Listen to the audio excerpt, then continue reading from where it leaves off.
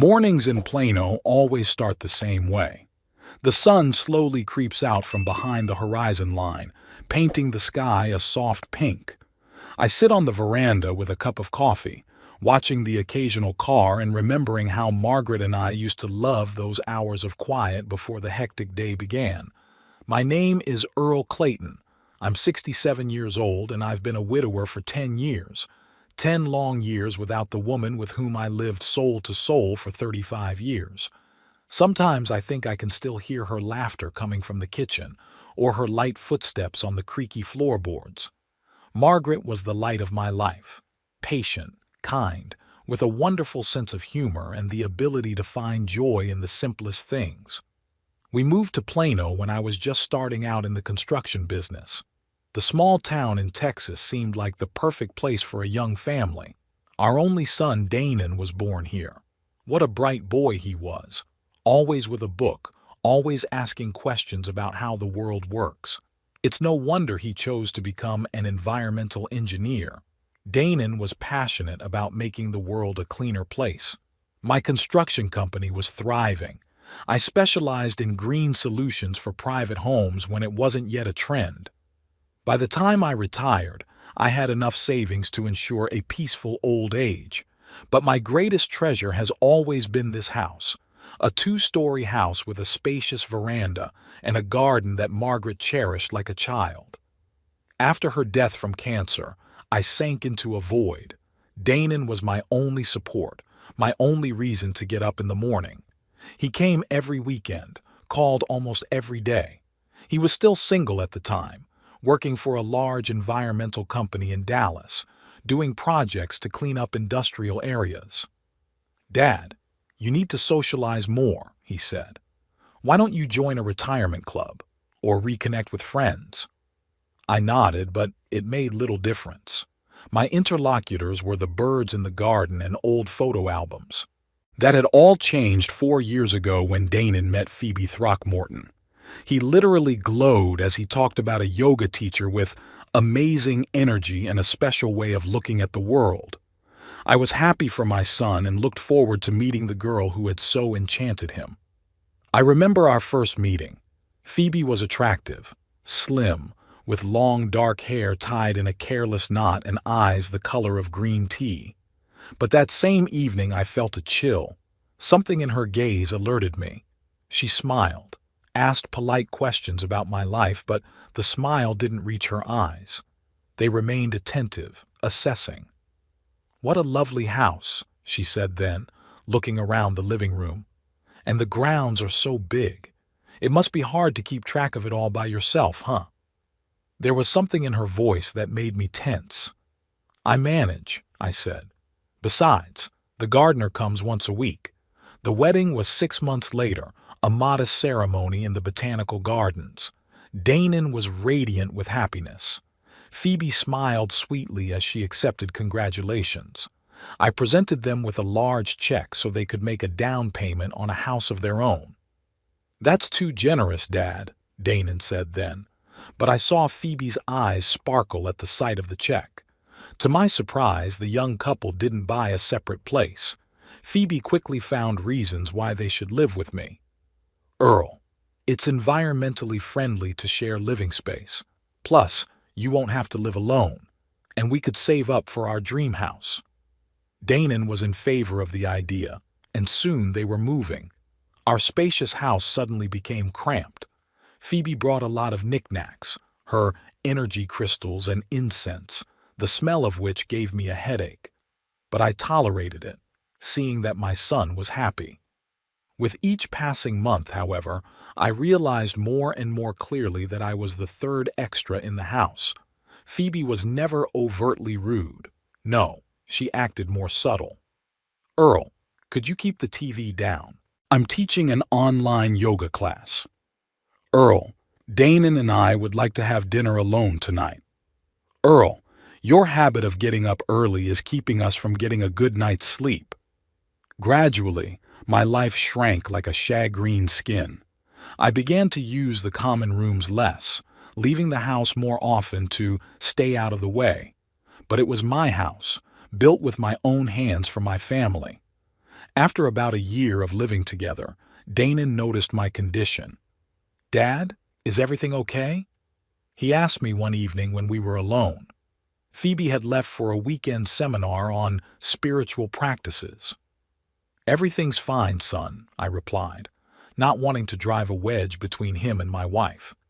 "You've been a little lost lately, and you're not using the living room much. It's still your home, you know." There was so much genuine concern in his voice that I almost told him the truth. But instead, I just kept it to generalities about just getting older and needing less space. Danon didn't seem convinced, but he didn't push it. After that conversation, however, I noticed him watching the interaction between Phoebe and me more closely. 2 years ago, I made a decision that seemed right at the time. I had signed the house over to Danon, with the sole condition of a lifetime residency for myself. It was my gift to my son, my support for his family. "Are you sure, Dad?" Danon asked when I informed him of my decision. "Absolutely. The house should belong to the young people. I don't need it." Danon hugged me so tightly I could hardly breathe. Phoebe's reaction, on the other hand, was restrained. She thanked me, but there was a calculating glint in her eyes that I didn't like. After the paperwork was done, I noticed that Phoebe became even more aloof with me. She no longer made any effort to maintain even the semblance of a warm relationship. I was now a guest in their home, not a member of the family. Danon continued to work at his company, often staying late into the night. I could see the tension gradually building between him and Phoebe. They began to talk less often, spending more time apart. Phoebe left more and more often for seminars and retreats, returning with strange ideas and new demands on the household. And then something happened that turned my life completely upside down. One ordinary Tuesday, 3 weeks ago, the phone rang. Danon had died of a heart attack right on the job. He was only 36 years old. The funeral was a blur. I stood at my boy's casket, unable to believe I had outlived my own child. It's wrong. It's against all the laws of nature. Parents shouldn't bury their children. Phoebe held herself aloof at the funeral. She wore a black dress and dark glasses, which she didn't take off even in church. I didn't see her cry. She spent most of the time socializing with her relatives, a thin woman introduced as her sister and a stern man she called uncle. After the ceremony, there was a memorial dinner at our, now her, house. People talked about Danon, reminiscing about how kind, smart, talented he was. I sat in the corner, unable to utter a word. Phoebe walked between the guests, accepting condolences, but never once came near me. The next week passed in a daze. I barely left my room, couldn't eat, had trouble falling asleep. Pictures of Danon's life flashed before my eyes. Here he was taking his first steps. Here he was walking to school with a huge backpack. Here he was getting his college diploma, glowing with pride. And here he is, being lowered into the ground, forever. Exactly a week after the funeral, Phoebe knocked on my door. I opened it and she came in uninvited, glancing around my room. "We need to talk, Earl," she said coldly, and I noticed that it was the first time she'd ever called me by my first name, not Mr. Clayton, as she had before. "Sure, Phoebe, sit down." She remained standing with her arms crossed over her chest. "I think we'd both be better off if you found another place to stay." I blinked, not believing my ears.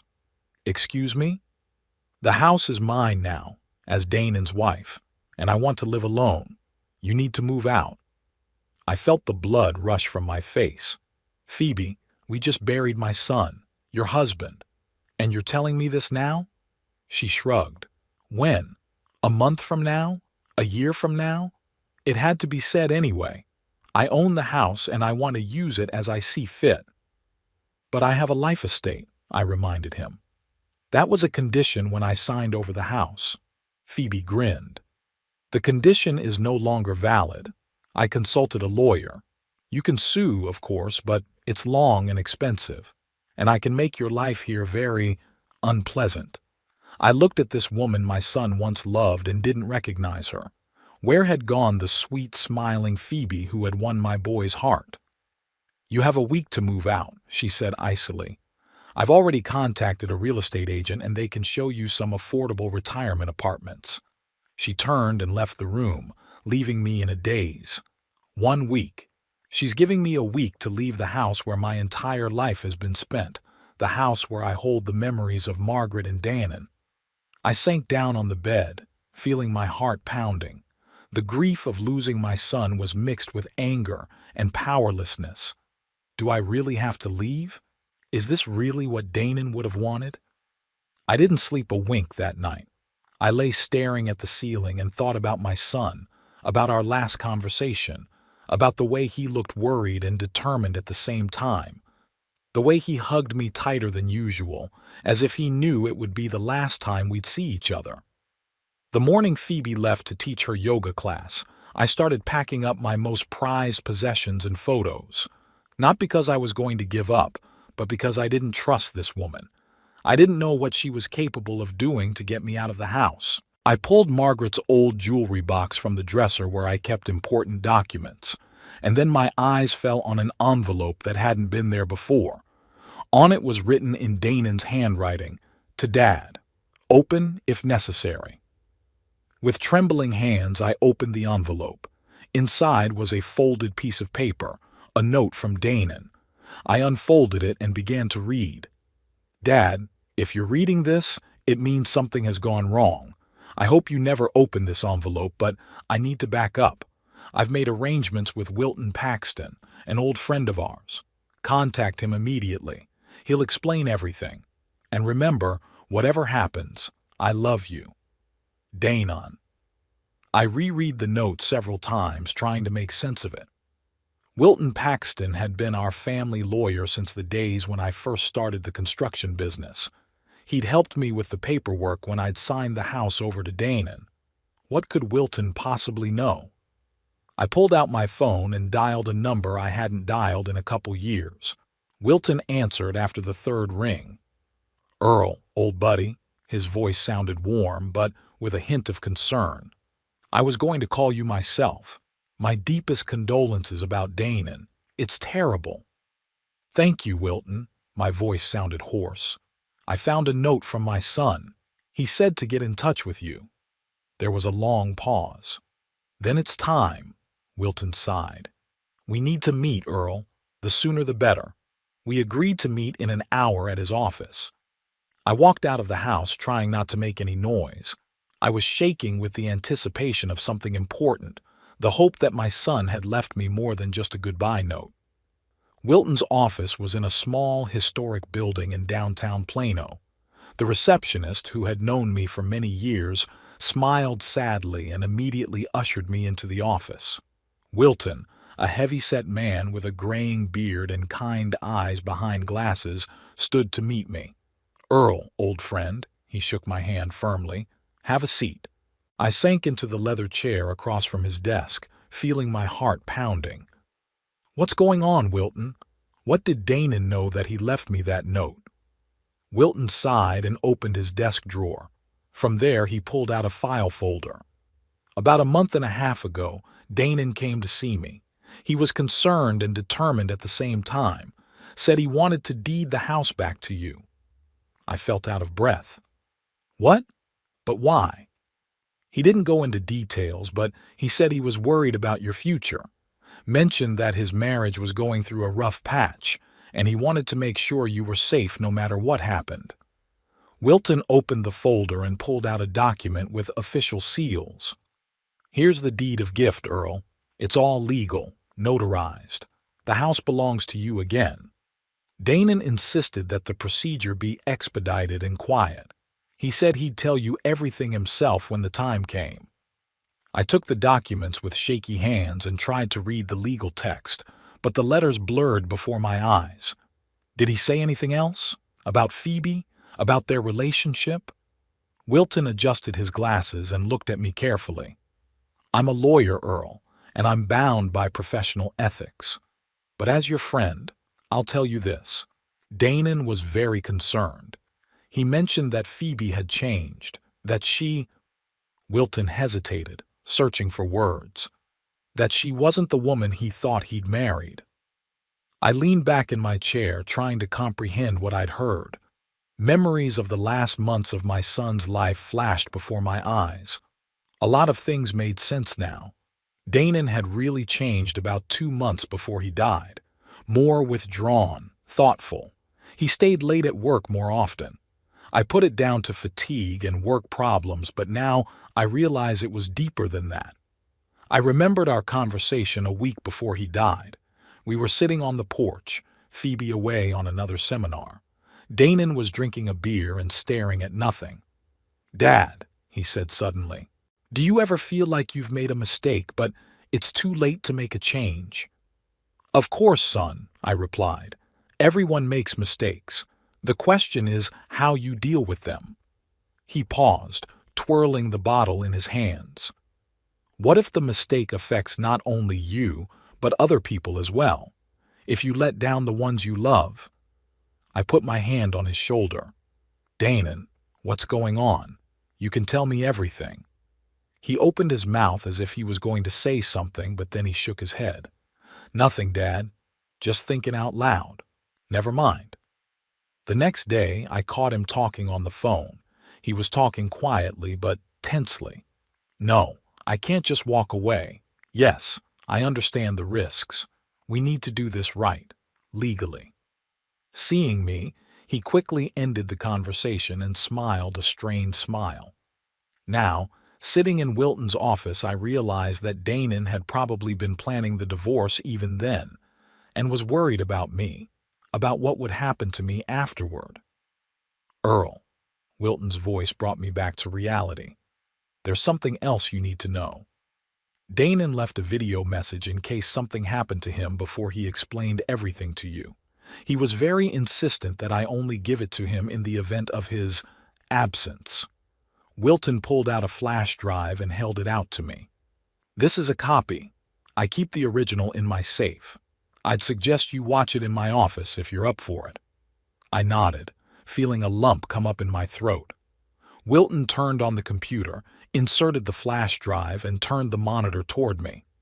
After a few seconds, Danon's face appeared on the screen. He looked tired but determined. "Hey, Dad, if you're watching this video, it means something went wrong and I wasn't able to tell you everything in person. I hope it won't be necessary, but I have to back it up."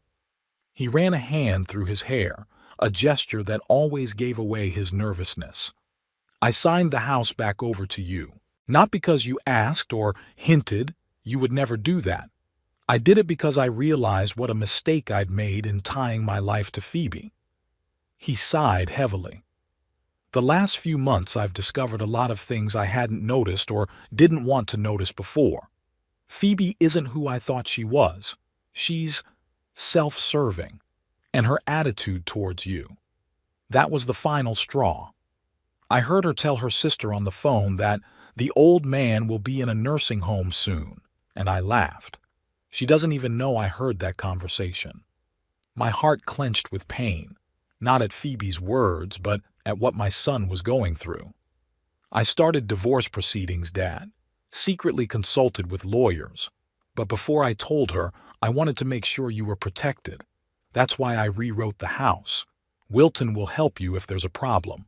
All the paperwork is in order, the deed of gift is legal, and there's nothing Phoebe can do about it." Danon smiled sadly. "I'm sorry I didn't tell you sooner. I didn't want to worry you. You've been through enough since Mom left. But know that I'm grateful for everything you taught me, the values you instilled in me. They're what helped me see the truth." He was quiet for a moment, as if gathering his thoughts. "I love you, Dad, and I know I'm doing the right thing." That was the end of the video. I sat there, unable to move, feeling tears running down my cheeks. My boy, my smart, kind boy. "He wrote it down 2 weeks before he died," Wilton said quietly. Danon had indeed started divorce proceedings. He consulted with a colleague of mine who specializes in family law, gathered evidence of some of Phoebe's bad behavior. What kind of behavior? I asked hoarsely. Wilton shook his head. He didn't go into detail with me. All he said was that it was about financial fraud and possibly infidelity. He was very upset, Earl. I sat there trying to process what I was hearing in my head. My son was hurting, preparing for a divorce, worrying about me, and he kept it all to himself so he wouldn't worry me. And now he's gone. His heart couldn't take all that stress. What do I do now, Wilton? My old friend straightened up in his chair. Legally, the house is all yours. The deed of gift is immaculate. All the taxes are paid. Phoebe can't challenge it unless she can prove that Danon was incapacitated when he signed it, which is impossible, since he was medically cleared the same day. I insisted on it myself, anticipating the potential problems. She's already told me to move out in a week. So, she doesn't know about the deed of gift yet. Wilton pursed his lips. I wouldn't be surprised if she was planning to sell the house as soon as you left. What do we do now? Show her the deed, the sooner the better. And be prepared for a storm, Earl. I nodded, feeling oddly calm. It was like Danon was standing right next to me now, putting his hand on my shoulder. I can handle it, I said. Wilton gave me a certified copy of the deed of gift and a few other documents to prove my ownership. We agreed that he would represent me if necessary. I got home in the evening. Phoebe was sitting in the living room leafing through a magazine. She looked up when I arrived, and I could see the impatience in her eyes. Had you started packing? She asked without saying hello. I made my way to the chair opposite and sat down, placing the file folder on my lap. No, Phoebe, I'm not going anywhere. She set the magazine aside, her face tense. We've already discussed this, Earl. The house is mine, and I want you to move out. I slowly opened the folder and pulled out the deed of gift. I'm afraid you're wrong, Phoebe. The house belongs to me. Here are the deeds. I held out the papers to her. She frowned, took them, and began to read them. I watched her expression change from bewilderment to shock, from shock to rage. What is this? Her voice trembled. It's a forgery. Danon would never... It's a legal document, Phoebe. Danon signed the house back over to me a month and a half ago. It's all legal, notarized. She jumped up. The papers fell out of her hands. You forced him, manipulated him. He would never... I didn't know anything about it until today, I replied calmly. Danon did it on his own initiative, and left a video message explaining his reasons. Phoebe turned pale. She knew my son well enough to know that he could have anticipated this situation and prepared for it. It's not true, she whispered, but without the same confidence. It is true, Phoebe, and you know it. Danon realized who you really are. He started divorce proceedings before he died. She stared at me wide-eyed. Then she grabbed the documents off the floor and began to frantically reread them, as if hoping to find some mistake, some loophole. I'll argue it, she finally said. I'll prove that he was out of it, that you pressured him. Danon was medically cleared the day he signed, I replied. Everything was done legally, subject to any claims you might have. Phoebe clenched her fists so white her knuckles turned white. You're not getting this house, man. I'm gonna sue. I'll prove that you manipulated my son. It's up to you, I shrugged. But until the court rules, the house belongs to me, and I'm not moving out. She stared at me with such hatred that I could almost physically feel it. You're going to regret this, Earl Clayton, she hissed. I swear you'll regret it. With those words, she threw the papers in my face, turned, and ran out of the room. I heard the front door slam, and then her car started and drove off with a screech of tires. I remained seated in the chair, picking up the scattered papers. A strange calm filled me. I wasn't afraid of Phoebe's threats. My son had taken care of me even after his death. His last gift was protection from the woman who had caused him so much pain. I stood up and walked over to the picture of Danon that stood on the mantelpiece. In it, He was smiling that open, genuine smile that had appeared less and less often in recent years. "Thank you, son," I whispered, touching my fingers to the glass. "I won't let you down." That night was the first time I'd had a decent dinner since Danan's death. Then I sat on the veranda for a long time, looking up at the stars and remembering our life with Margaret, Danan's birth, his first steps, his first words. Remembering how we'd built birdhouses for the garden together, how we'd taught him to ride his bike, how proud we'd been of his success in school. My whole life flashed before my eyes like a movie. Phoebe never came home that night. I didn't know where she was or what she was planning, but for the first time in a long time, I felt like a master in my own home, and I knew that whatever trials awaited me in the coming days and weeks, I would make it through, for my son's memory, for our family. Phoebe returned the next day toward evening. I heard her enter the house, slamming the door. From my room, I watched as she went upstairs to her and Danan's bedroom and soon came down with a small bag of things. She gave me a searing look but didn't say a word. The door slammed, the engine roared, and she disappeared again. I thought it would give me a break, but I was wrong. The very next day, the phone started ringing, first my cell phone, then my home phone. Neighbors, Danan's friends, even a few of my old buddies in the construction business. "Earl, is it true you forged the documents after Danan died?" Gordon Malloy, my neighbor on my right with whom we sometimes played chess, asked. "Clayton, I'm sorry to say this, but Phoebe says terrible things about you in the congregation," reported Martha Lewis, an elderly lady from the church choir where Margaret once sang. "Mr. Clayton, I think you should know that your sister-in-law is accusing you of real estate fraud. Even Peter Howard, the father of Danan's classmate whom we hadn't spoken to in 20 years, called.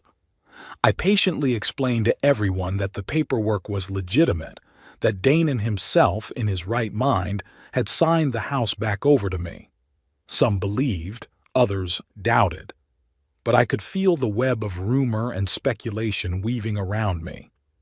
On the fourth day after our confrontation with Phoebe, I found an official letter in my mailbox from the law firm of Sterling, Bronson and Associates. They notified me that they were representing Phoebe Clayton. She continued to use my son's last name, and that she was challenging the validity of the house deed, claiming that the document had been signed when Danan was under severe emotional stress and unable to make informed decisions. I immediately called Wilton and read him the letter. "It was expected," he sighed. "Come to my office tomorrow morning. We'll discuss defense strategy." The next day I sat across from Wilton, in the same chair I had sat in a few days earlier when I first learned of my son's behavior. "Their case is weak," Wilton said, looking over the papers. "We have a medical report on Danan's capacity at the time of signing, and we have witnesses to the signing, myself and my secretary Doris. There's a video message where Danan clearly explains the reasons for his decision, and most importantly, there's the deed of gift, which is in order."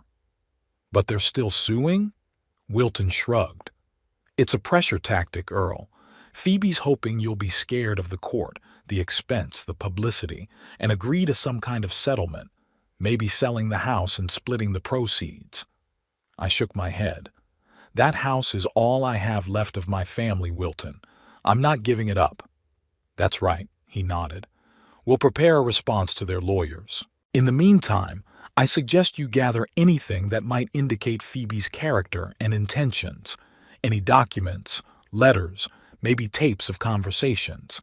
Anything that shows her true colors. I came home determined to find anything that might help in the battle ahead. I started with Danan's belongings, which I still couldn't bring myself to sort through. His office, a small room on the first floor, was still as it had been when he was alive. A computer, stacks of papers, pictures on the walls, mostly of the nature he so loved to protect, and a few of our family photos. There were surprisingly few pictures of Phoebe. I started with the desk drawers. The top one held the usual office supplies, bills, receipts. In the second were folders of work papers, the land reclamation projects he was so proud of. And in the bottom, locked drawer, which I opened with a spare key I'd kept since the days when I'd helped assemble this desk, I found a leather notebook. It was Danin's journal. I never knew my son kept a diary. He had always been secretive about his most private thoughts and feelings. I hesitated, not knowing if I had the right to read these entries. But then I remembered Wilton's words about the need to gather evidence, and that Danon seemed to have foreseen the situation I was now in. With a heavy heart, I opened the journal and began to read. The first entries were dated about a year earlier and were mostly about work. Danon wrote about the problems with the river cleanup project, the bureaucracy, his fatigue. Occasionally he mentioned Phoebe, mostly in passing, without much emotion. Phoebe's away again for the weekend for a seminar. Phoebe wants to change her car even though the current one is in great condition. Had an argument with Phoebe about my delay at work. But the closer the entries got to the present, the more space the marriage problems took up. Found out today that Phoebe withdrew $3,000 from our joint account without warning. When I asked, she said it was for a refresher course for yoga instructors. But I saw the statement.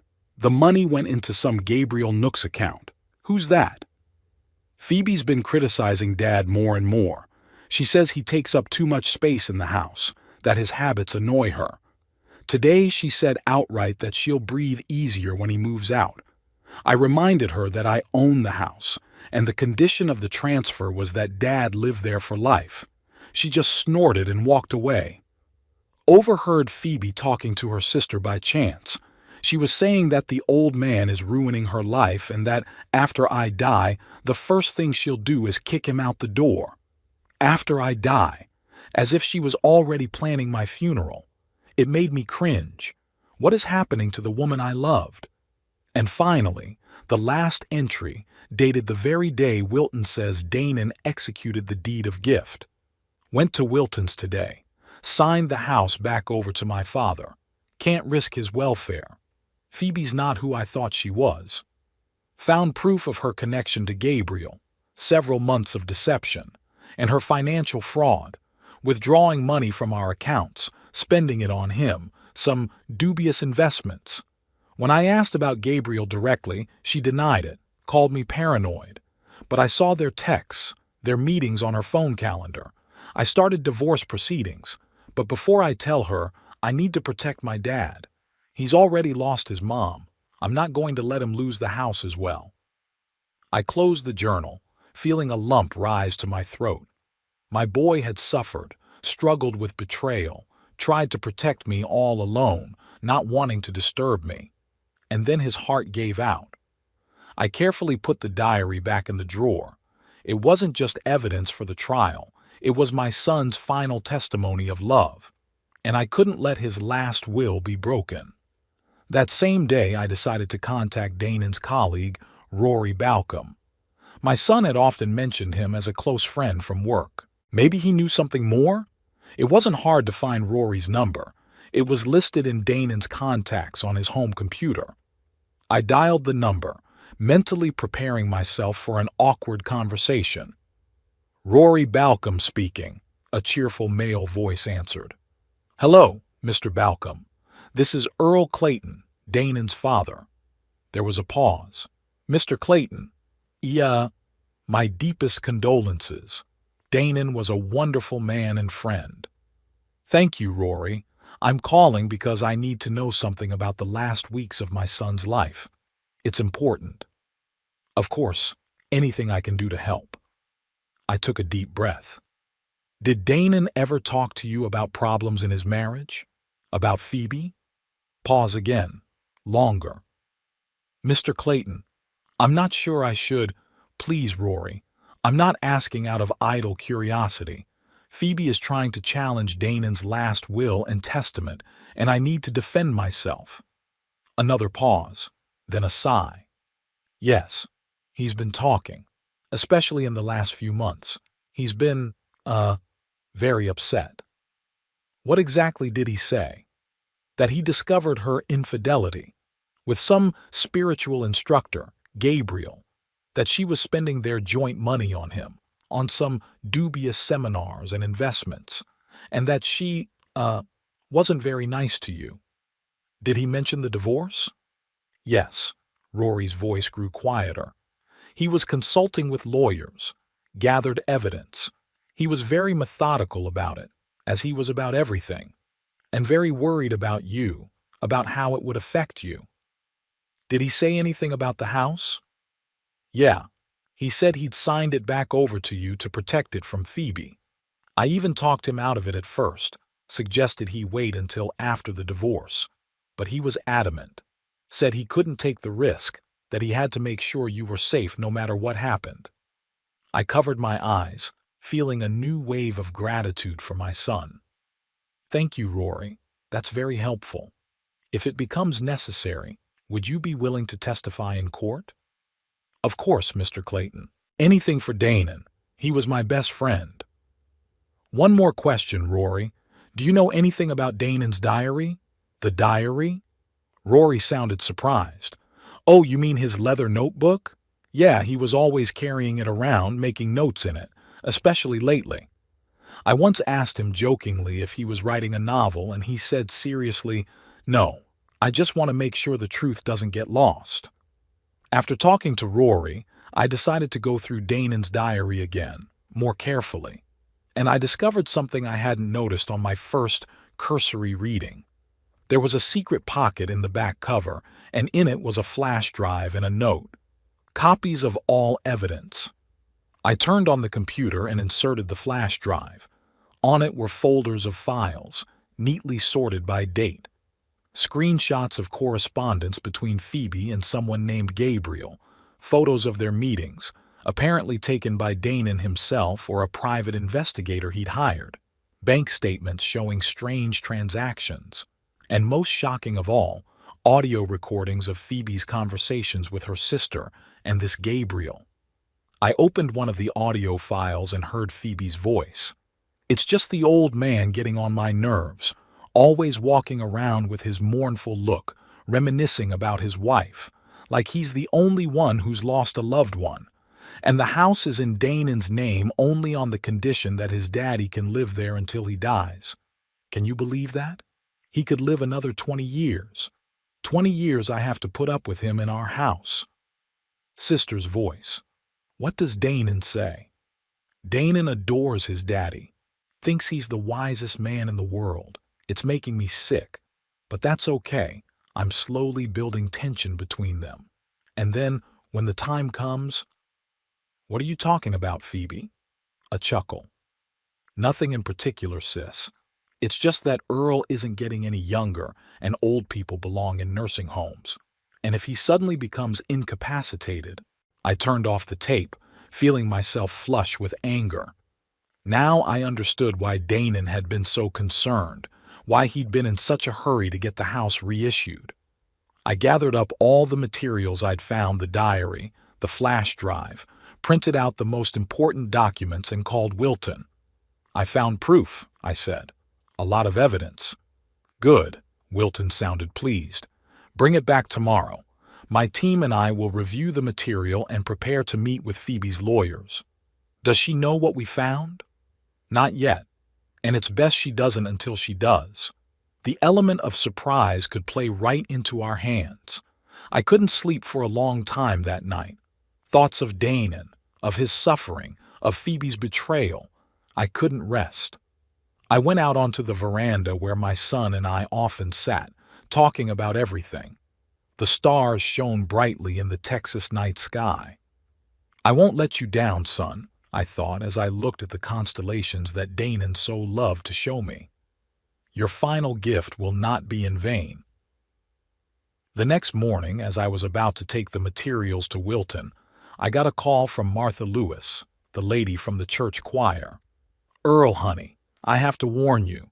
Phoebe's been going around the neighborhood saying horrible things, that you forced Danon to sign the papers, that you threatened to evict them both if he didn't agree, that you took advantage of his illness. Sickness? I interjected. What are you talking about, Martha?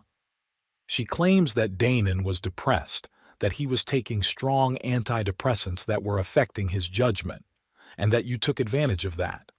I felt anger boiling up inside me. Danon had never suffered from depression, never taken antidepressants. It was a pure lie. Martha, it's not true. Danon didn't have any mental problems. He was completely healthy and capable. That's what I thought, Martha sighed. But Phoebe is very persuasive, and she's hired a lawyer from a big firm in Dallas. She came to see me this morning with some young man, asking me to sign a witness statement about your strange behavior after Margaret's death. I, of course, declined. But I'm afraid not all the neighbors will be so squeamish. I thanked Martha for the warning and immediately called Wilton, telling him about Phoebe's new tactics. It's to be expected, he said. She's trying to create an image of a sick, manipulative Danon and an image of an angry, manipulative you. Classic tactic in a case like this. But we have a medical report and a video message from Danon. And if you don't mind, I'd like to talk to his attending physician. Of course, I said. Dr. Verwick, he's been seeing Danon since he was a kid. Oh, that's great. Doctors don't usually like to testify, but in a case like this, when it comes to slandering a patient, he might make an exception. We agreed to meet in an hour, but before I could leave the house, the doorbell rang. There was a young man in a business suit carrying a briefcase. Mr. Clayton, my name is Corey Danner. I represent Mrs. Phoebe Clayton. Here's the subpoena and a copy of the lawsuit. He handed me the envelope and, without waiting for an answer, turned and walked away. I opened the envelope. Phoebe's suit sought to invalidate the deed of gift on the grounds that Danon had allegedly been heavily medicated and psychologically pressured by me. She claimed that I had manipulated my son by taking advantage of his emotional vulnerability and dependence on me. Reading these absurd accusations, I felt not so much anger as deep sadness. Would this woman so sully my son's memory, so distort our relationship, just to get a house? I carefully folded the papers back into the envelope and left the house. Ahead of me was a meeting with Wilton, court preparation, and an uphill battle for my son's legacy. On the way to Wilton, I reflected on how strangely life turns. Just a month ago, I had a son, a family, a home where I felt, if not welcome, at least tolerated. Now my son is gone, and I'm at war with the woman he once loved. But I was not alone in this war. Danon, even in death, stood by me. His journal, his foresight, his love gave me the strength to move on. The trial was scheduled for 10 o'clock in the morning. I got up at 5, unable to lie in bed any longer. I was as nervous as a schoolboy before an exam. Wilton picked me up at 8:30 so we could go over the defense strategy one more time. Don't worry, Earl, he reassured me as we drove to the Plano County Courthouse. We have a solid case. The deed of gift is impeccable, and all the witnesses are on our side. But Phoebe seems to be willing to do anything, I objected. Who knows what witnesses she's found and what they'll say about me and Danon? That's what cross-examination is for. Wilton patted my shoulder. Don't worry about it too much. The courthouse greeted us with cool, air-conditioned air and the hum of voices. We went up to the second floor and took seats in the courtroom. Phoebe was already there, with her attorney, a tall man with slicked-back hair and a predatory look. She sat with her back straight, dressed in a strict black suit with an expression of offended innocence on her face. I looked toward the doors, expecting to see our witnesses. Rory Balcom was due to arrive right at the start of the session, and Dr. Verwick had promised to come as soon as he was free from his morning appointment. Wilton assured me that both would certainly be there. At precisely 10 o'clock, the judge entered the room, a plump man of about 50, with a good-natured face and shrewd eyes. He introduced himself as Judge Robert Hollingsworth and announced the beginning of the hearing in the case of Clayton v. Clayton. The first to speak was Phoebe's attorney, who introduced himself as Miles Bronson of Sterling, Bronson and Associates. "Your Honor," he began in a confident voice, "my client, Mrs. Phoebe Clayton, has recently suffered a terrible tragedy, the death of her beloved husband, Dannon Clayton. No sooner had she recovered from this blow than she discovered that her father-in-law, Mr. Earl Clayton, was claiming rights to the house where the young family had lived, claiming that shortly before his death, his son had signed the property over to him." Bronson paused, looking around the room. "We intend to prove that the so-called deed of gift, if it exists at all, was signed under duress when Dannon Clayton was under severe emotional stress, possibly under the influence of powerful medications and not fully aware of his actions. In addition, we believe that Mr. Earl Clayton took advantage of his son's vulnerable state and manipulated him using his parental authority." I felt anger boiling up inside me, but Wilton put a hand on my shoulder warningly, urging me to remain calm. "We will present testimony from family acquaintances that, in the last months of his life, Dannon Clayton was depressed, suffered from depression, and often complained of pressure from his father," Bronson continued. "We will also provide evidence that Mr. Earl Clayton repeatedly expressed his displeasure with his son's marriage and tried to turn him against his wife." I gritted my teeth. Every word this man said was a lie. But Wilton was right. Our turn would come. After the opening statement, Bronson called the first witness, a middle-aged woman he introduced as Helen Dorset, Phoebe and Dannon's neighbor. "Mrs. Dorset, how long have you known the Clayton family?" About 3 years. My husband and I moved to the same street when the young Claytons were already living there." "What did you find the relationship between Dannon and his father to be like in the final months before Dannon's tragic passing?" Helen adjusted her glasses and cast me an apologetic glance. They seemed tense. Dannon often looked upset after visits from his father or phone conversations with him.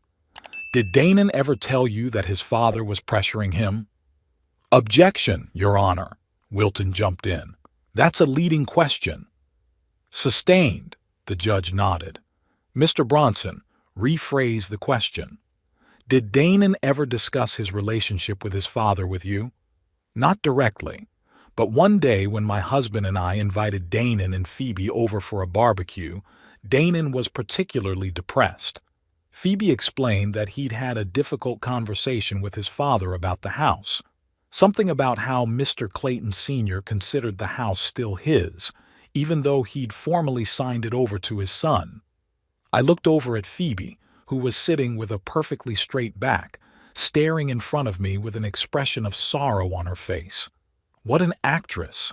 Phoebe's 2 other witnesses gave similar testimony, creating an image of an oppressive, manipulative father and an unhappy, depressed son.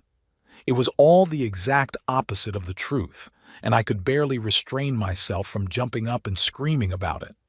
Finally, Bronson finished introducing his witnesses, and the floor went to Wilton.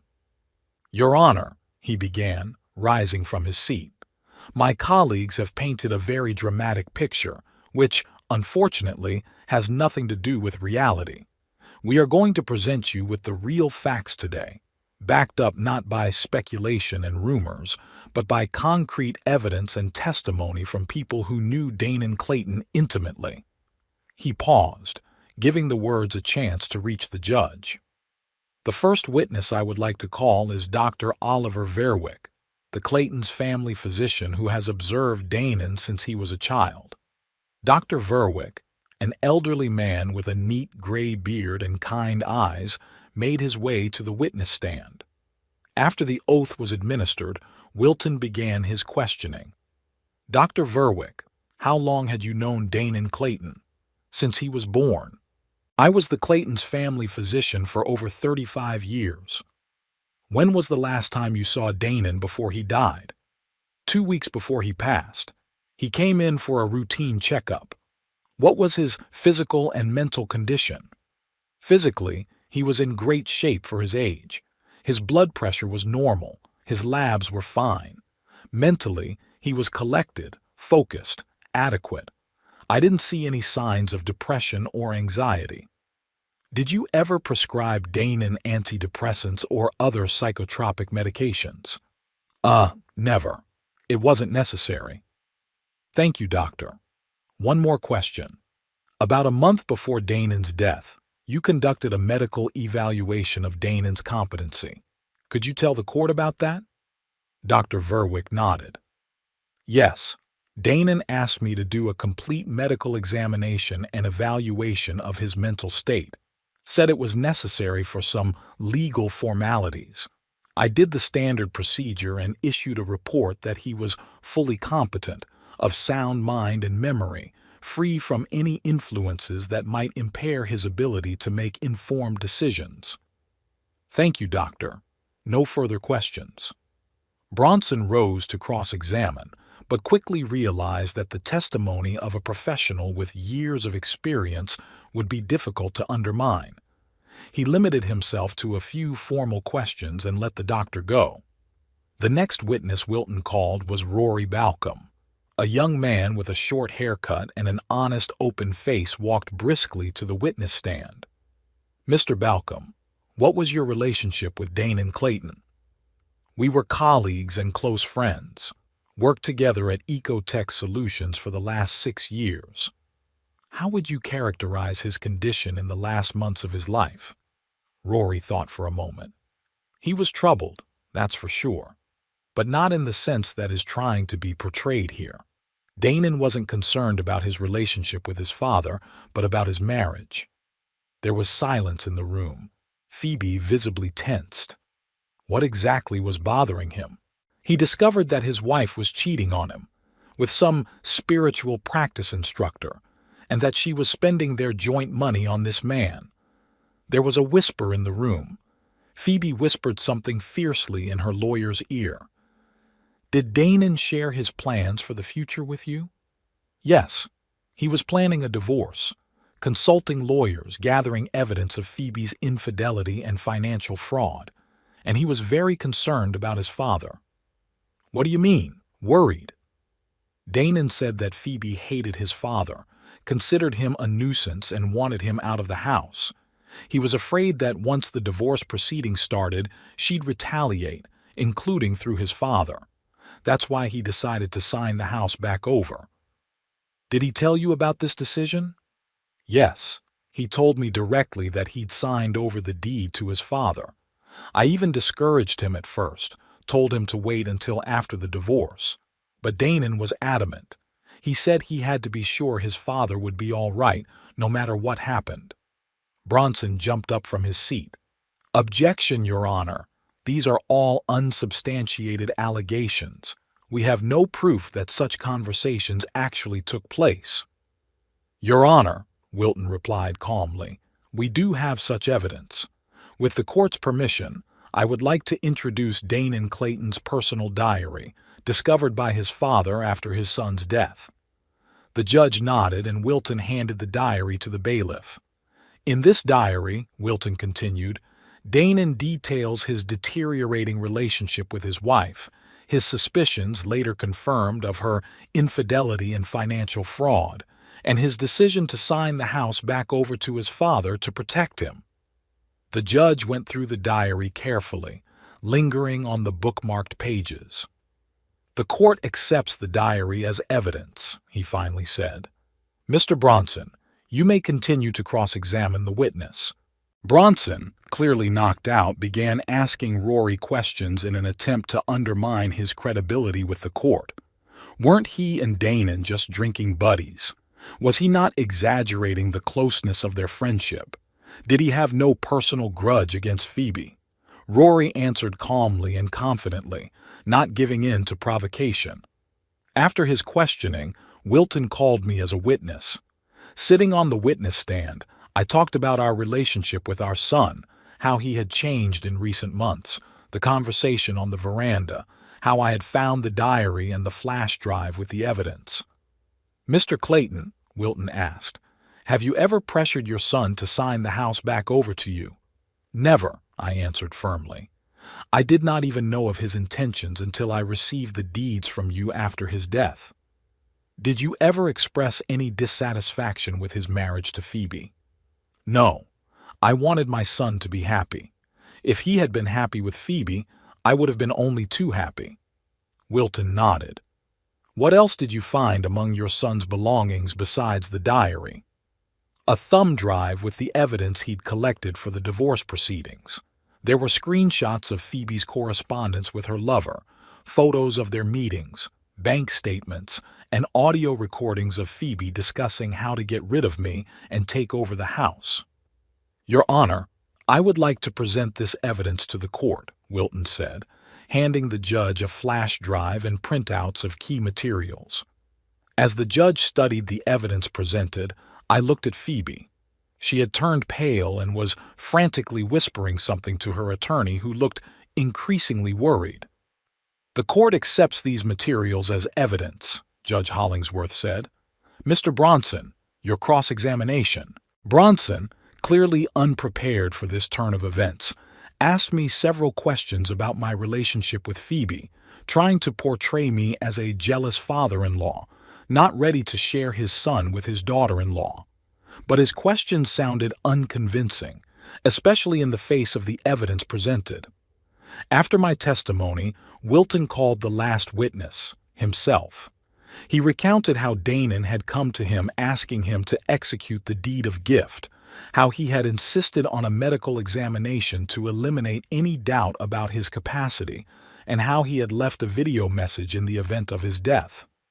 Your Honor, I would like to present this video message to the court, Wilton said, handing the judge another flash drive.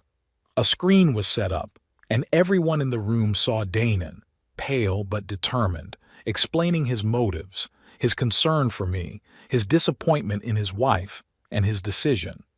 There was silence in the room after the video was viewed.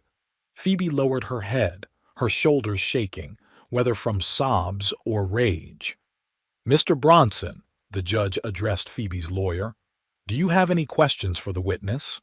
Bronson rose slowly. No, Your Honor. In that case, I will recess the court to review all the evidence presented. The trial will resume in 2 weeks, same time. He struck the gavel, and the session was adjourned. As I left the courtroom, I noticed Phoebe saying something vehemently to her attorney. She threw me a hateful look and quickly walked out the side door.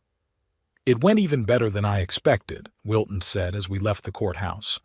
The judge is clearly impressed with our evidence. I'm pretty sure the ruling will be in our favor. Thank you, old friend. I shook his hand.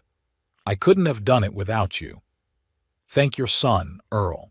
He's got it all figured out. We agreed to meet in a few days to discuss further strategy, and we went home. That evening, I got a call from Wilton. Earl, I just got word that Phoebe fired Bronson. Apparently, she's looking for a new lawyer or dropping the suit altogether. Is that good news? More like cautiously optimistic, but I'd advise you to be especially careful in the coming days. Phoebe's backed into a corner which makes her unpredictable. What do you mean? She may try to, get or destroy some evidence. Do you have an alarm system in your house? No, never needed one. I'd recommend at least a rudimentary security camera, for your own safety and in case she tries to break in while you're away. I thought about Danon's diary, the evidence flash drive, the video message. We had copies of all that stuff, but I kept the originals at home. Okay, Wilton, I'll get on it tomorrow. The next day, I bought a set of wireless surveillance cameras from a local electronics store and installed them at the front door, the back door, and in the hallway leading to Danon's office where all the documents were kept. The cameras were connected to my smartphone and I could see what was going on in the house at any moment. 3 days passed. Phoebe hadn't shown up, and I was beginning to think Wilton's fears were in vain. Perhaps she had simply decided to drop the suit and seek happiness elsewhere. That evening I was to meet Wilton in town to discuss some details of our defense. As I left the house, I double-checked to make sure the doors were locked, and I took Danon's journal and flash drive with me just in case. Wilton and I had dinner at a small restaurant and discussed the upcoming meeting. He was confident of our victory, but still advised us to be prepared for the unexpected. Returning home around 9 p.m., I received a notification from the surveillance camera app. Traffic detected at the back door. I parked around the corner and opened the app. The screen clearly showed Phoebe trying to open the back door with some kind of lockpick-like tool. I immediately called the police and reported the attempted break-in. Then I called Wilton. "You were right," I said. "She's trying to break into the house." I called the police. "Stay where you are," Wilton advised. "Don't confront her. Let the police handle it." I sat in the car, watching through the app as Phoebe finally managed the lock and entered the house. The cameras showed her walking quickly through the kitchen, looking around and heading straight for Danon's office. There she began frantically rummaging through desk drawers and cabinets, throwing papers and books around. A few minutes later, the police arrived, 2 officers in a patrol car with blinkers. I got out of my car and approached them, explaining the situation. We walked up to the house together. One of the officers knocked on the door. "Plano Police! Open up!" There was a rumble inside as if something had fallen. A few seconds later, the door opened and Phoebe appeared on the doorstep, disheveled and clearly frightened. "What is it, officer?" "Ma'am, we've had a report of trespassing in this house," the policeman said. "This is my house," Phoebe exclaimed. "I used to live here with my husband." "The house belongs to me," I said calmly, showing the papers I'd always carried with me since this story started. "And I have a videotape of this woman breaking in the back door." The officers looked at each other. "Ma'am, you're going to have to come with us to the station to testify." Phoebe went pale. "You have no right. This is a misunderstanding. I just came to get my things." "Through the back door, with a lockpick?" said the second officer who was examining the door. "And why were you in the study and not in the bedroom where your things should be?" Phoebe started to mumble something, but the officers had already locked the handcuffs on her wrists and were reading her rights. "Can you send me the video of the break-in?" the first officer asked me. "Sure," I nodded. "They're stored in the cloud. I'll send them right away." The cops led Phoebe away, who glared at me fiercely over her shoulder. I entered the house and looked around the study. Papers were strewn everywhere. Books had been thrown off the shelves, drawers pulled out. It was obvious she was looking for the journal and the flash drive, but she couldn't find them because I had them with me. I called Wilton and told him what had happened. "Great," he said. "It's another nail in the coffin of her lawsuit. Trespassing, attempted destruction of evidence. The judge will be thrilled." The next morning, I went to the police station to give a formal statement about the break-in. The officer taking the statement said Phoebe had spent the night in a cell and was released on bail in the morning. She faces charges of trespassing and attempted theft or destruction of personal property. "Do you want to proceed with the case?" the officer asked. "Or are you ready to withdraw the plea?" I thought of Danon, of his suffering, of his last will. "Continue," I said firmly. "This is not just a hack. This is an attempt to destroy my son's memory and devalue his last will." The officer nodded understandingly and continued filling out the paperwork. When I returned home, I found another letter from the lawyers, this time from a new firm, Jameson, Frost and Company. They advised that they were now representing Phoebe Clayton in a contested deed of gift case and asked that the next court hearing be postponed to a later date due to the need to review the case file. I gave the letter to Wilton, and he said this is a standard delaying tactic. They realized they were losing and now they're trying to buy time, he explained. Maybe they're hoping you'll get tired and settle, or that some evidence will disappear, witnesses will change their minds. But we're not going to give them that opportunity. The day of the final trial was clear and cool. Autumn in Plano was always my favorite time of year, the leaves turning golden and purple, the air fresh and clear. Margaret loved fall. Danon did too. I put on my only decent suit, the same one I'd worn to my son's wedding. I tied my tie with trembling hands. Today, everything was going to be decided. Today, the truth was going to prevail. Wilton picked me up, just like last time. In the car, he went over our files one more time. "The videotape of Phoebe's break-in is our trump card," he said, closing the folder. "It's not just proof of her dirty ways, it's proof that she knew the evidence against her existed and was trying to destroy it." I nodded, looking out the window at the streets floating by. Strangely, I didn't feel any hatred or even anger toward Phoebe, just tiredness and a longing for this to be over. "Do you think she'll show up in court?" I asked. "She has to," Wilton answered. "Her new lawyers are too expensive to just drop the case, but I wouldn't be surprised if they tried to file a motion to dismiss or offer a last-minute settlement." "I'm not taking any deals," I said firmly. "And you shouldn't," Wilton nodded. "The law is on our side." The courthouse was crowded. It appeared that our case had resonated in the small town. A lot of people knew our family, knew Danon. In the hallway, I spotted a few neighbors, Dr. Verwick, even a few of Danon's colleagues, including Rory. Phoebe arrived accompanied by her new legal team, 2 young men in impeccable suits with leather briefcases. She didn't glance in my direction, keeping a straight face with an expression of offended dignity. As Judge Hollingsworth entered the room and everyone took their seats, one of Phoebe's new lawyers, who introduced himself as Jeffrey Jameson, took the stand first. "Your Honor, before we proceed, I would like to make a motion to dismiss for lack of subject matter." The judge raised an eyebrow. "Explain, Mr. Jameson." "My client, Mrs. Clayton, has received new information that has changed her perspective on the situation. She's prepared to accept the validity of the deed of gift and withdraw her suit, provided Mr. Clayton doesn't press charges of trespassing." Wilton immediately rose to the occasion. "Your Honor, my client will not agree to those terms.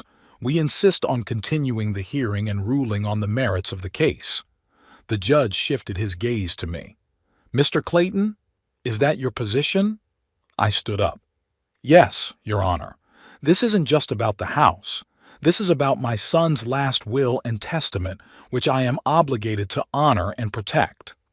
The judge nodded. "In that case, the motion is denied. Mr. Paxson, you may proceed with the presentation of your evidence." Wilton thanked the judge and called his last witness, a technician from the company that installed the security cameras in my house. "Mr. Jenkins, will you tell the court when and under what circumstances were surveillance cameras installed in Mr. Clayton's home?"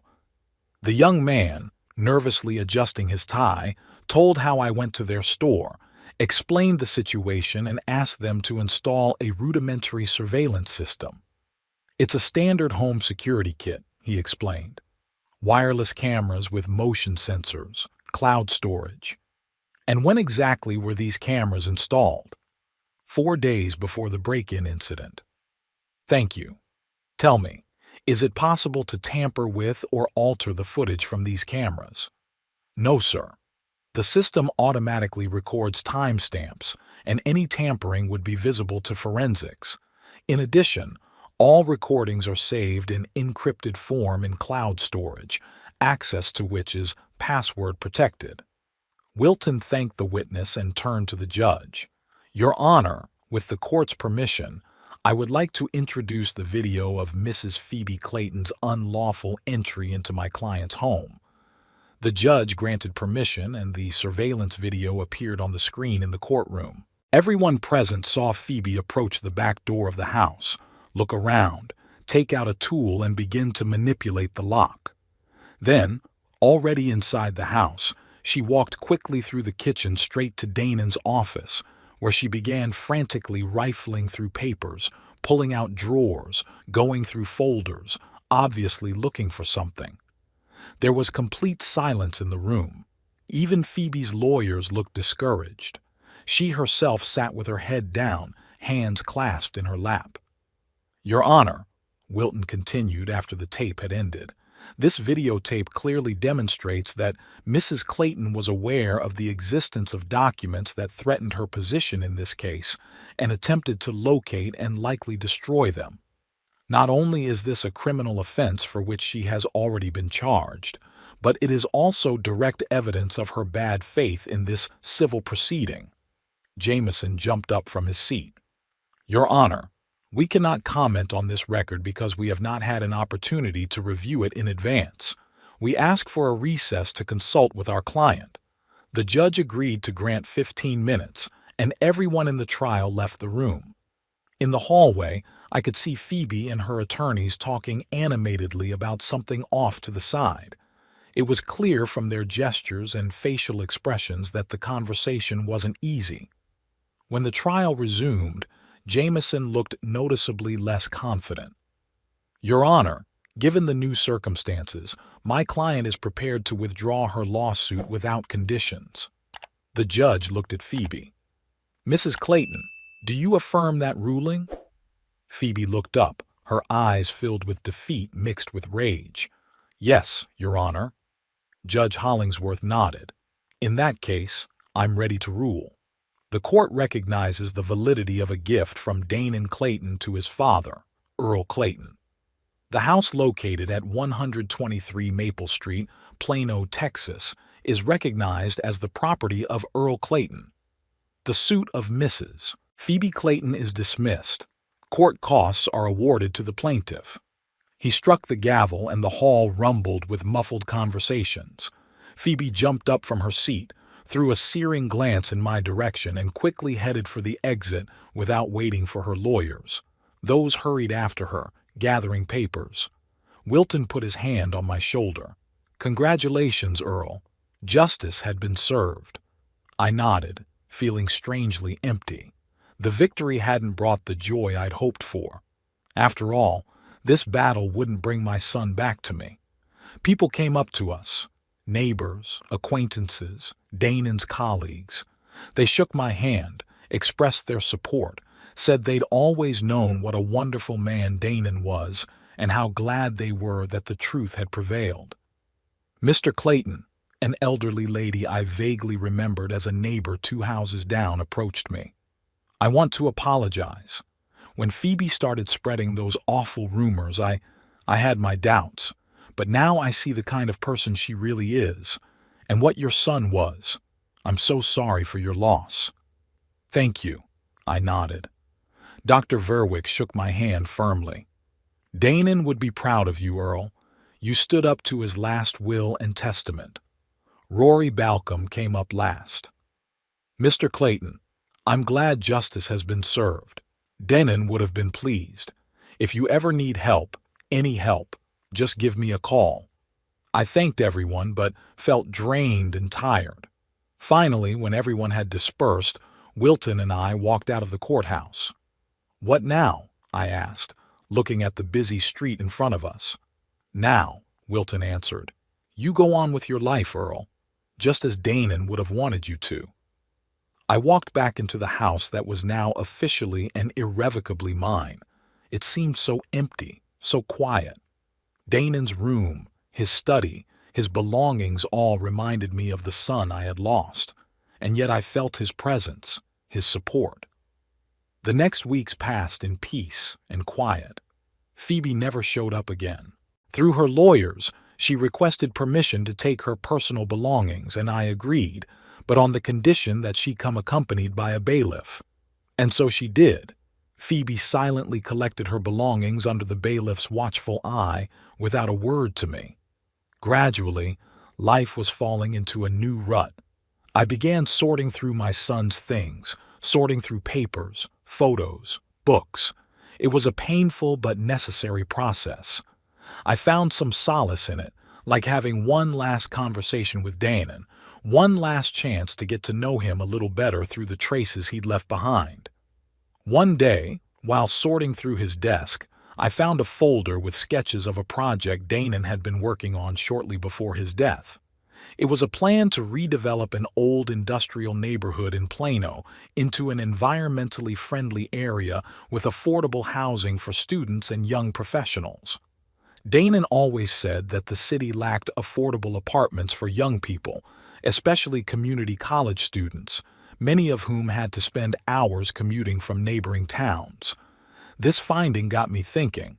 Our house was too big for one person.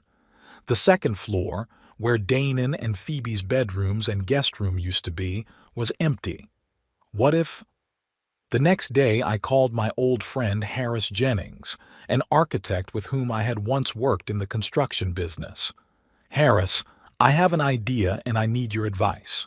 We met and I outlined my plan to him, to convert the second floor of the building into 3 small separate apartments for students, separate entrances, minimal renovations, and keeping the overall look of the house. It's doable, Harris said after studying the layout. It would require remodeling, separate utilities, permits, but it's doable. Are you sure you want to do this, Earl? Students can be noisy. Noise is life, Harris, I replied. This house has been quiet for too long. The paperwork and renovation process had taken months. It was spring when the work was done, and I was able to advertise the apartments. The first to respond was Kyle Neiman, an environmental science student from a local college. When he came in for an interview, I was struck by his resemblance to young Danon not in appearance, but in the way he spoke, in his passion for his work, in his genuine interest in environmental issues. I'm working on a project to clean up the city's lake, he said with such enthusiasm that I smiled. We are using a new biofiltration technology. If everything works out, it can be applied to other reservoirs. My son was an environmental engineer, I said. He would approve of your project. Kyle's eyes lit up. Really? I'd read several of Engineer Clayton's papers on industrial land reclamation. He was an innovator in the field. We talked for another hour about Danon's projects, about today's environmental issues, about how small decisions can lead to big changes. At the end of the conversation, I knew Kyle would be my first tenant. Soon others were found. Elisha Tanner, a history student, quiet and reserved but with sudden bursts of enthusiasm when the conversation turned to her major, and Vince McCoy, an information technology major, a bit scruffy but friendly and always willing to help with any computer or smartphone problems. The house filled with life.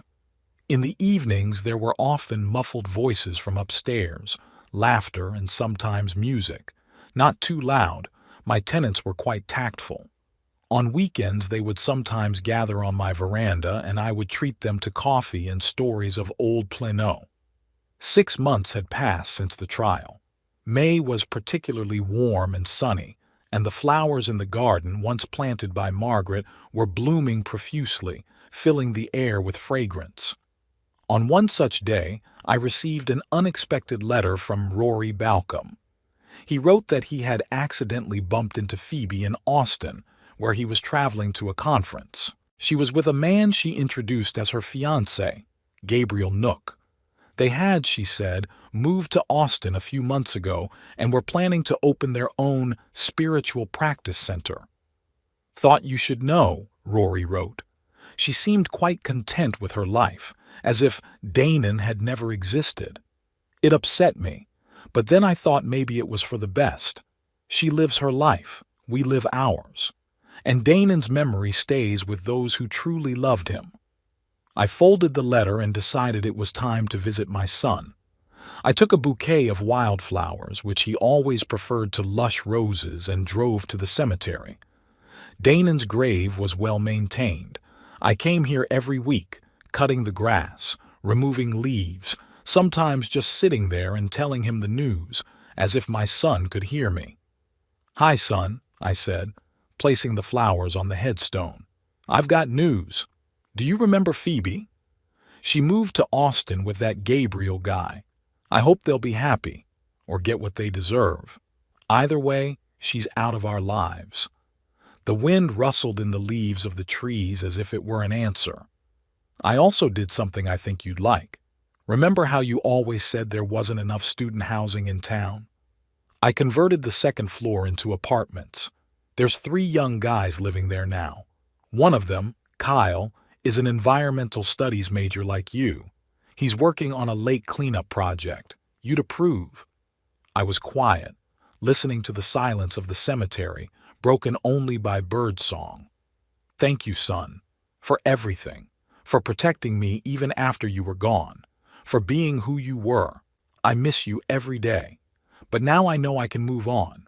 You gave me not only a roof over my head, but a new purpose to help young people like you always wanted." On the way back, I stopped by the college where I picked up Kyle after class. We agreed that I would show him some of Damon's old blueprints that might be useful for his project. On the way home, Kyle talked about his plans, his new water purification methods, and how important it was to preserve nature for future generations. I listened and smiled, thinking about how Damon would have said the same thing, probably in the same words. In the evening, sitting on the veranda with a cup of coffee, I looked up at the stars and thought about the strange twists and turns of fate, about how a loss can turn into a new beginning, about how my son, even after leaving, continued to care for me and even, in a way, guide my life. Now my house was once again filled with voices, laughter, and life boiling over. And though the pain of loss would never completely go away, I knew that Damon would have approved of my choices, approved that his home had become a haven for those who strove for knowledge and a better future, as he himself had once done. That night, for the first time in a long time, I fell asleep with a light heart, without nightmares or troubling thoughts. I dreamed of Damon, smiling, calm, standing on the lake shore with a fishing rod, just like when we used to go fishing on weekends as kids. He turned to me and said, "That's right, Dad. It's just the way it's supposed to be." When I woke up in the morning, I felt peaceful.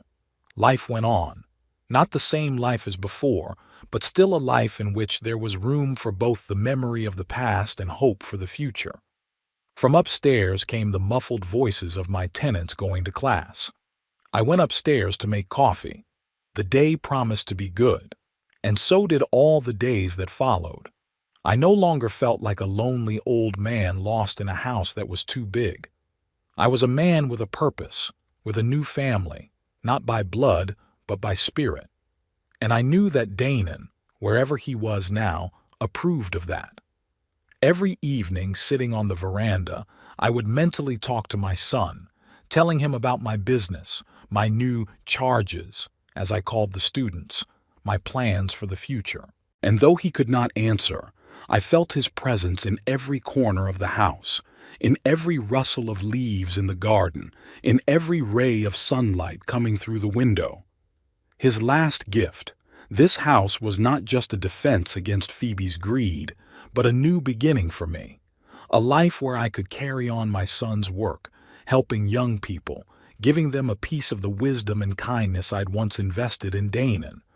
And when Kyle, excited and happy, came running in to tell me that his lake cleanup project had been approved and a grant had been awarded for implementation, I felt that somewhere out there, beyond our comprehension, Damon was smiling at the sight of it all. Life went on, and there was still room in it for love, hope, and new beginnings, even for a 67-year-old widower who had lost his only son. Sometimes, sitting in the quiet of my room, I would reread Damon's journal, tracing his journey from happy newlywed to disappointed husband, from trusting man to one who had to make a difficult decision to protect his father. And each time, I thanked him for that final gift, not only for the house, but for the lesson of love and care he taught me by his act. Phoebe and her new fiancé faded into the distance, as if they had never been in our lives. I'd heard that their spiritual practice center in Austin wasn't doing well. Too much competition, too little real substance. But I didn't care about that. I didn't wish them harm, but I didn't wish them well, either, just that they lived their lives, far away from me and the memory of Damon. I, on the other hand, had found a new vocation. In addition to renting apartments to students, I started helping Kyle with his environmental project, not as a specialist, of course, but as a person with experience in construction and organization. We went to the lake together, discussed the layout of the biofilters, and I advised him on how to interact with contractors. "You remind me of my grandfather," Kyle once said. "He too was always willing to help, to share his experience. Thanks to people like you, young people have someone to learn from." Those words touched me to the core. I had never thought of myself as someone to learn from. But now, in this new chapter of my life, I began to realize that decades of experience can indeed be useful to someone else. Elisha, my history student, often asked me to tell her what Plano was like in the 60s and 70s. She recorded my memories for her oral history project on the city, and Vince helped me master the computer and smartphone at a level I'd never dreamed of before. We became a strange but tight-knit family, not related by blood but united by a common home and mutual support. I cooked for them on weekends. They helped me with the hard work in the garden. We celebrated holidays, birthdays, successful exams together. And every day I felt more and more strongly that I had found my place in life. That everything that had happened, the loss of Danon, the struggle with Phoebe, the discovery of the truth, had brought me to a point where I could become not just a lonely old man living out his days, but a man still capable of doing something meaningful, still capable of loving and supporting others. That day, exactly 6 months after the final court hearing, I drove to the cemetery again. I took Kyle with me. He'd been asking for a long time, saying he wanted to meet Danon, to honor the man whose work had inspired his choice of profession. We stood at the grave and I talked about my son, his childhood, his youth, his professional accomplishments. Kyle listened with genuine interest, sometimes asking questions. "You know, Mr. Clayton," he said when I stopped talking, "I think your son would be glad that his home lives on, that it still has room for dreamers and those who want to make the world a better place." "I think you're right, Kyle," I replied, looking at the headstone. Danon had always been a generous man. He knew how to share not only things, but knowledge, inspiration, support. We fell silent, listening to the bird song and the rustling of leaves.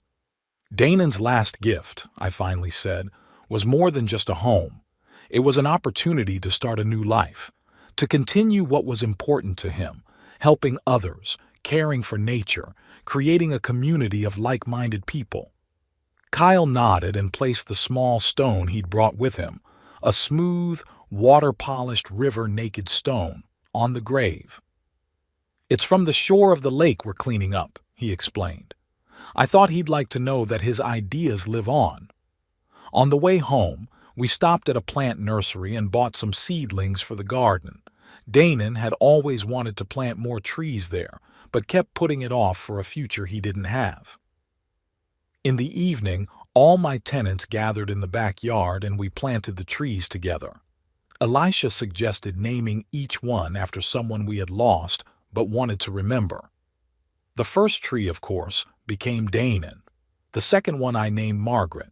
Kyle, Elisha, and Vince also found names for the rest of the saplings.